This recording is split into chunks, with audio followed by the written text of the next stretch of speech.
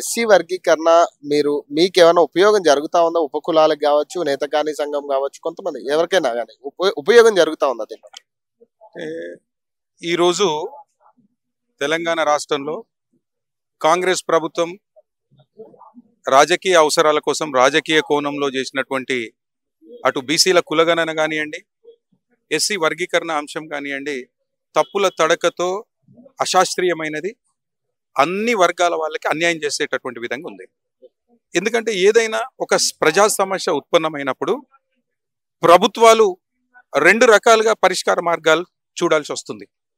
ఒకటి, మానవతావాదంతో ఎంత జనాభాకి అంత రిజర్వేషన్లు ఇవ్వడము, ఆర్థికంగా సామాజికంగా విద్యాపరంగా ఉద్యోగపరంగా బలహీన వర్గాల వాళ్ళకి పెద్దపీటనేసి వాళ్ళ జనాభా ప్రకారం రిజర్వేషన్లు ఇచ్చినట్లయితే అది విజయవంతంగా వాళ్ళు కొంత అభివృద్ధి పథంలో దూసుకెళ్ళడానికి అవకాశం ఉంటుంది. కానీ కాంగ్రెస్ ప్రభుత్వం కుట్రపూరితంగా రాజకీయ అవసరాల కోసం అటు బీసీ కులగణను తీసుకొచ్చి, ఇటు వర్గీకరణ అంశాన్ని తీసుకొచ్చి, అటు బీసీలను రాజకీయంగా భూస్థాపితం చేయడానికి, ఇటు దళితుల్లో వర్గీకరణ అంశాన్ని వాళ్ళ స్వార్థ ప్రయోజనాలకు తీసుకొచ్చి కేవలం మాల పెట్టుబడిదారులకు, మాల వర్గానికి ప్రయోజనం చేకూరేటటువంటి విధంగా తప్పుల తడకగా ఉంది. కాబట్టి ఈరోజు తెలంగాణ సమాజంలో కాంగ్రెస్ ప్రభుత్వం, మాల పెట్టుబడిదారులు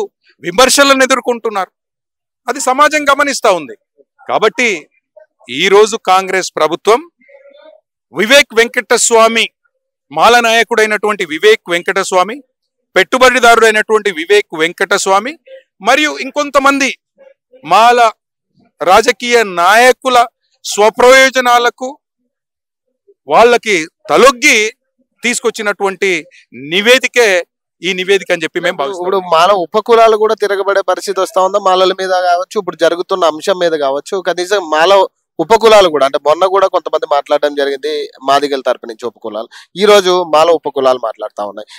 ఏం జరుగుతా ఉంది? అంటే ఉపకులాలు తిరగబడే పరిస్థితి కనపడతా ఉందా మాల? ఇది వాస్తవం.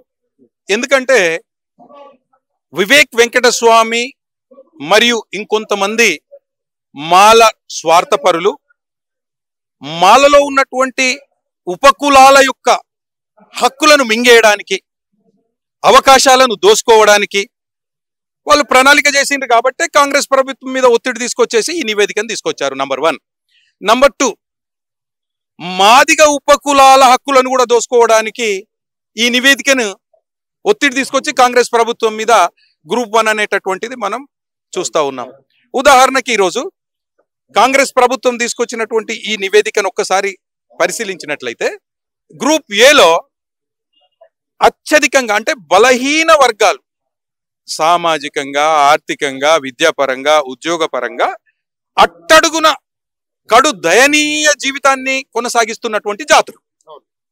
ఈ జాబితాలోకి, గ్రూప్ 1 జాబితాలోకి గ్రూప్ సిలో మాల ఉపకులాలైన అంతకుముందు గ్రూప్ సిలో అన్ని రకాలుగా అభివృద్ధిలో ఉన్నటువంటి పంబాల, మన్నే కులాలను తీసుకొచ్చి కలపడం జరిగింది. అంటే ఏంది? ఇది మాలల కుట్రనే కదా. ఎందుకు మీరు సిలో నుండి గ్రూప్ 1లోకి వెళ్ళి ఆ బలహీనంగా ఉన్నటువంటి ఆ జింకలను మీరు తోడెళ్ళలాగెళ్ళి వాళ్ళ అవకాశాలను మీరు దోసుకోండి, మీరు మింగేయండి. నంబర్ 1. నంబర్ 2, గ్రూప్ 3 అన్ని రకాలుగా అభివృద్ధి చెందినటువంటి జాతులు, అంటే మెరుగైన అత్యధిక ప్రయోజనం పొందినటువంటి జాతులు. దీంట్లో ఈరోజు నేతకాని మహర్ జాతి గోదావరి పరివాహ ప్రాంతాల్లో దాదాపు ఆసిఫాబాద్, ఆదిలాబాదు, మంచిర్యాలు, చెన్నూరు, అదేవిధంగా ములుగు, భూపాల్పల్లి, కొత్తగూడెం, ఖమ్మం, ఈ గోదావరి పరివాహక ప్రాంతాలలో గుడిసెల్లో ఉంటూ వ్యవసాయ కూలీలుగా, శ్రామికులుగా ఉన్నటువంటి సందర్భం. దీన్ని తీసుకొచ్చి గ్రూప్ 3లో పెట్టారు. అంతకుముందు సిలోనే ఉంది, ఇప్పుడు కూడా సిలోనే ఉంది. కానీ వాస్తవానికి మాలలతో పోల్చితే కడు దయనీయమైనటువంటి పరిస్థితుల్లో ఉన్నటువంటి జాతి నేతకాని మహర్ జాతి. అదే కాకుండా ఈ దళిత వర్గాలలో, తెలంగాణ రాష్ట్రంలో ఉన్నటువంటి దళిత వర్గాలలో మాల మాదిగల తరువాత అత్యధిక జనాభాను కలిగి ఉన్నటువంటి జాతి. కాబట్టి దాదాపు వీళ్ళు ఇచ్చినటువంటి నివేదిక ప్రకారం ఇప్పుడు దాదాపు 10 లక్షలకు పైగా నేతకాని జనాభా ఉంది. కానీ కాంగ్రెస్ ప్రభుత్వం ఇచ్చినటువంటి నివేదిక ప్రకారం 1,33,000 నేతకాని జనాభా ఉంది, 33,000 మహర్ జనాభా ఉంది. 1,33,000 ప్లస్ 33,000 కలిపితే 1,65,000 పైచీలు కలుగుతుంది. నంబర్ 2, ఇదే గ్రూప్ 3లో ఇంకా దయానీయమైనటువంటి పరిస్థితిలో ఉన్నటువంటి జాతులు ఉన్నాయి. ఎందుకంటే ఆ జాతుల వాళ్ళు నాకు ఫోన్లు చేసి, అన్నా మేము మాలలతో ఉండము, మాలలతో ఉన్నట్లయితే మా అవకాశాలు అన్నింటిని మింగేస్తారు, మాకు ఆత్మహత్యనే దిక్కని చెప్పేసి నాకు ఫోన్లు చేసి ఏడుస్తున్నటువంటి సందర్భం. దాంట్లో గోసంగీలు ఉన్నారు, బ్యాగర వాళ్ళు ఉన్నారు, ఓలియదాసరి వాళ్ళు ఉన్నారు, మితులయ్య వాళ్ళు ఉన్నారు. నేతకాని మహర్లకు ఈ 4-5 జాతులను కలిపితే 2,09,633 జనాభా వస్తుంది. మరి గ్రూప్ ఏలో 1,71,000కి నువ్వు ఒక గ్రూప్ క్రియేట్ చేసినప్పుడు మరి 2 లక్షలకు పై చిలుకున్నటువంటిది దళితుల్లో 3వ అతిపెద్ద జనాభా ఉన్నటువంటి నేతకాని జాతి మరియు ఇంకా కొన్ని చిన్న చిన్న జాతులు కలిపి ఇంకొక గ్రూప్ ఏర్పాటు చేస్తే నీకు వచ్చేటటువంటి నష్టం ఏంటి? కాబట్టి అందుకే మరొకసారి కాంగ్రెస్ ప్రభుత్వానికి విజ్ఞప్తి చేస్తున్నాం. మాల పెట్టుబడిదారుడైనటువంటి మానవత ఉగ్రవాది వివేక్ కూడా హెచ్చరిస్తా ఉన్నాం. నీవు నిజంగా ఈ వర్గీకరణ ఎలాంటి అడ్డంకులు లేకుండా న్యాయపరంగా ధర్మపరంగా అమలు పరచాలంటే నీ నివేదికలో మార్పులు చేర్పులు చేసి ప్రత్యేకంగా ABCD అనే 4 గ్రూపులను ఏర్పాటు చేసి నేతకానీలను నేతకాని మరియు ఇంకా కొన్ని గ్రూపులను C గ్రూప్ లో పెట్టి 2,09,000 ఒక ప్రత్యేక C గ్రూప్ కేటాయించి D గ్రూప్ లో మాల ఉపకులాలన్నీ, మాల పేరుతో ఉన్నటువంటి కులాలన్నీ D గ్రూప్ లో ఉండాలి. అప్పుడు అది ఒకటైతే, రెండోది గ్రూప్ 1లో ఏదైతే అభివృద్ధి చెందినటువంటి వాళ్ళు మన్నే పంబాల వాళ్ళు ఉన్నారో వాళ్ళని తీసుకొచ్చి మళ్ళీ గ్రూప్ Cలో అప్పుడు బలహీనమైనటువంటి వర్గాల వాళ్ళకి న్యాయం జరుగుతుంది, మధ్యస్థంగా ఉన్నటువంటి వాళ్ళకి న్యాయం జరుగుతుంది. నేతకాని మహర్, గోసంగి, మితులయ్య వారు వీళ్ళకి న్యాయం జరుగుతుంది. నువ్వు ఎలాగో అభివృద్ధిలో ఉన్నావు కాబట్టి నీకు న్యాయం జరుగుతుంది, సమస్య పరిష్కరించబడుతుంది. కానీ ఈ పరిష్కారం ప్రకారం వాళ్ళు ఎందుకు ఆలోచించలేదు? అలాగే ప్రధానంగా ఇప్పుడు చాలా మంది ఉపకులాల్లో ఇన్కమ్ సర్టిఫికేట్ కానీ కనీసం క్యాస్ట్ సర్టిఫికేట్ వచ్చేటోళ్ళు కూడా లేరు. మరి వీళ్ళ పరిస్థితి ఏంటి? అసలు వీళ్ళ గురించి ఎవరు మాట్లాడేటోళ్ళు లేరు అనేది కూడా ఒక చర్చ. ఇప్పుడు అందుకే ఏదైతే ఈ సంచార జీవితాలను గడుపుతున్నారో ఆ సంచార జీవితాలు గడిపేటటువంటి వాళ్ళకి మందకృష్ణ మాదిగ గారు ఒకవైపు ఒక మాజీ పార్లమెంట్ సభ్యుడిగా, ఒక సుప్రీంకోర్టు న్యాయవాదిగా మందకృష్ణ మాదిగ గారితో, ఎందుకంటే మందకృష్ణ మాదిగ గారు కేవలం మాదిగ ఉపకులాల కోసం మాత్రమే పోరాటం చేయట్లేదు, దళితుల్లో ఉన్నటువంటి పేదవాళ్ళందరికీ న్యాయం జరగాలి అనేటటువంటి ఉద్దేశంతో పోరాటం చేస్తున్నాడు. కాబట్టి ఇప్పుడు ఆ క్యాస్ట్ సర్టిఫికెట్లకు సంబంధించి కూడా మేము ఒక ప్రత్యేకమైనటువంటి ప్రణాళిక చేసి వాళ్ళకి MRO ద్వారా మేము ఇప్పించాం. మాలలందరూ కూడా కలిసి వచ్చి ఇప్పుడు మందకృష్ణ మాదిగ వెంట వెళ్ళే పరిస్థితి కనబడతా ఉంది. ఎందుకంటే మాల ఉపకులాలు కావచ్చు వీళ్ళందరూ కూడా, ఎందుకంటే కొంతమంది మాలలు దీన్ని వ్యతిరేకిస్తా ఉన్నారు కదా. సో ఆ మాల ఉపకులాలన్నీ కలిసి వచ్చి మళ్ళీ మందకృష్ణ మాదిగ గారికి సంఘీభావం తెలిపే కదా. ఈరోజు నేతకనీలు మాల ఉపకులము, మహరు మాల ఉపకులము, రైట్, వాళ్ళందరూ కూడా ఇప్పుడు మాల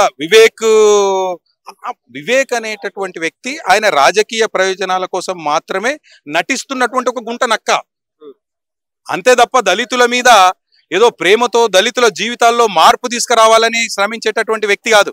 ఒకవేళ నిజంగానే వివేక్ వెంకటస్వామి అనేటటువంటి వ్యక్తి దళితుల బాగును కోరుకున్నట్లయితే మరి మాల ఉపకులాలకు జరుగుతున్నటువంటి అన్యాయంపై నువ్వు ఎందుకు గొంతెప్పట్లేదు? ఇక్కడే స్పష్టంగా తెలుస్తుంది కదా. కాబట్టి ఇప్పుడు వీళ్ళందరూ వస్తున్నారు కదా. ఇప్పుడు నేతకాని మహరు మాల ఉపకులం మరి మందకృష్ణన్ మాది అన్న దగ్గరికి మద్దతు కోసం వచ్చి మాట్లాడుతుంది కదా, వివేక్ చేసినటువంటి కుట్రని వ్యతిరేకిస్తుంది కదా. అదే విధంగా ఈ రోజు మీటింగ్ జరిగినటువంటి మన ఓలియదాసరి వాళ్ళు SC CA కదా, మాల ఉపకులమే కదా. మరి ఎవరి దగ్గరికి వచ్చిర్రు? అక్కడ మాల ఉపకులాల అవకాశాలను దోసుకుంటున్నటువంటి వ్యక్తి వివేక్ వెంకటస్వామి మరికొంతమంది రాజకీయ నాయకులు అక్కడ మాదిగ ఉపకులాలలో ఉన్నటువంటి అవకాశాలను దోసుకోవడానికి మన్నె పంబాల వాళ్ళని తీసుకెళ్లి అక్కడ వేసినటువంటి వ్యక్తులు. కాబట్టి ఈ వివేక్ వెంకటస్వామి అనేటటువంటి వ్యక్తి దళిత ద్రోహి తప్ప దళితులు బాగుండాలని కోరుకునేటటువంటి వ్యక్తి కాదు. కొంతమంది మాలలో ఒక విమర్శలు చేస్తా ఉన్నారు. దాని ప్రధానంగా ఏంటంటే బీజేపీ కాబట్టి వెంకటేష్ మందకృష్ణ మాదిగ వెంటున్నారు, ఇది వేరే రాజకీయం చేయాలని చూస్తా ఉన్నారు వీళ్ళందరూ కూడా కలిసి అంటూ కూడా కొంతమంది మాట్లాడుతా ఉన్నారు. దీనికి ఇప్పుడు వెంకటేష్ నేత ఒక్కోడు బీజేపీ, వెంకటేష్ నేత ఒక్కోడు బీజేపీ అయితే 1,33,000లో 1,32,999 మంది వ్యతిరేకిస్తారు కదా. మరి ఎక్కడ నీకు వ్యతిరేక స్వరం కనపడ్డది? నంబర్ 1.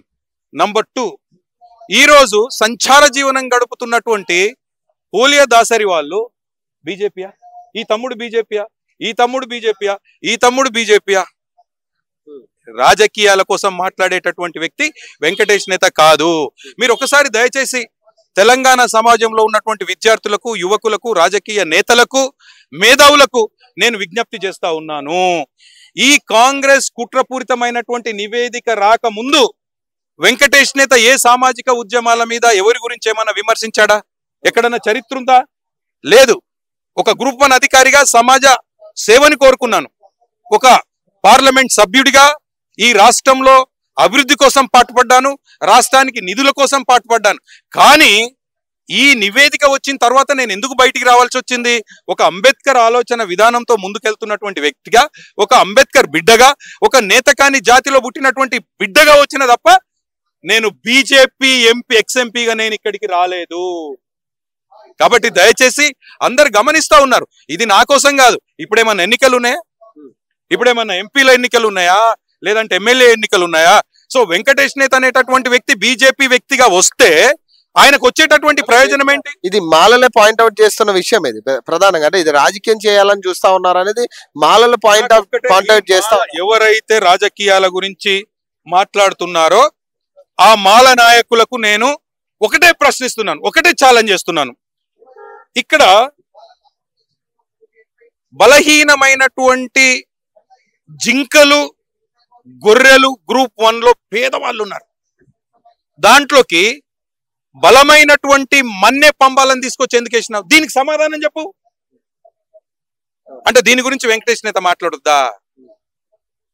ఇది మాట్లాడితే నీ తప్పులను, నీ కుట్రలను బయట పెడితే, నీ స్వార్థాన్ని బయట పెడితే రాజకీయం అంటావు. మరి ఈ తప్పు ఎందుకు చేశావు? 2, నువ్వు ఒక గుంట నక్కవి, నీతో ఉండమని చెప్పేసేసి జాతి అంతా మాట్లాడుతుంది కదా. మరి వీళ్ళు పోలియా దాసరి వాళ్ళు మాలలతోటి కలిసి ఉండమంటున్నారు కదా. మళ్ళీ ఏ రాజకీయాలు చేస్తున్నారు? కాబట్టి వాళ్ళ దగ్గర ఈ తప్పుల తడక, అశాస్త్రీయమైనటువంటి నివేదిక వాళ్ళకు తెలుసు. వాళ్ళు కుళ్ళు కుతంత్రాలతో మాల పెట్టుబడిదారులు, మాల రాజకీయ నాయకులు వాళ్ళ స్వార్థం కోసం తీసుకొచ్చారు అనేటటువంటి అంశం వాళ్ళకు తెలుసు. కాబట్టే వాళ్ళు డిబేట్ కు, డిస్కషన్ కు వచ్చేటటువంటి శక్తి వాళ్ళకి లేదు. సో కాల్డ్ మాల పెట్టుబడిదారులకు, మాల రాజకీయ నాయకులకు, మాల మేధావులకు నేను సవాల్ విసురుతున్నాను. ఏ టీవీ ఛానల్ కు చర్చకు వస్తారో రండి. ఇది రాజకీయ కోణంలో చేసినటువంటి రిపోర్టు. మానవతా కోణంలో చేయి. కులాలకు అతీతంగా, మతాలకు అతీతంగా సమాజం నిన్ను గొప్పగా చూస్తుంది. కాబట్టి ఈ రాజకీయాలు చేస్తే ఈ రోజు 2వ తరగతి చదువుతున్నటువంటి వ్యక్తికి కూడా అర్థమవుతుంది. కాబట్టి మళ్ళొకసారి ఈ సమాజానికి విజ్ఞప్తి చేస్తా ఉన్నాను. వెంకటేష్ నేత బీజేపీ ఎక్స్ఎంపీగా రాలేదు. ఈ సమస్యకు సంబంధించి బీసీల కులగణన కానివ్వండి, ఎస్సీ వర్గీకరణ కానివ్వండి, వెంకటేష్ నేత అనేటటువంటి వ్యక్తి ఒక అంబేద్కర్ బిడ్డగా, ఒక అంబేద్కర్ వాదిగా నేత కాని జాతికి జరుగుతున్నటువంటి అన్యాయాన్ని ప్రశ్నించడానికి, దళితుల్లో ఆర్థికంగా, సామాజికంగా, ఉద్యోగపరంగా, విద్యాపరంగా అట్టడుగు స్థాయిన కడు దయనీయ పరిస్థితుల్లో ఉన్నటువంటి నా సంచార జాతుల గురించి నేను మాట్లాడడానికి వచ్చాను తప్ప రాజకీయం చేయట్లేదు అని చెప్పేసి ఈ సందర్భంగా తెలియదు.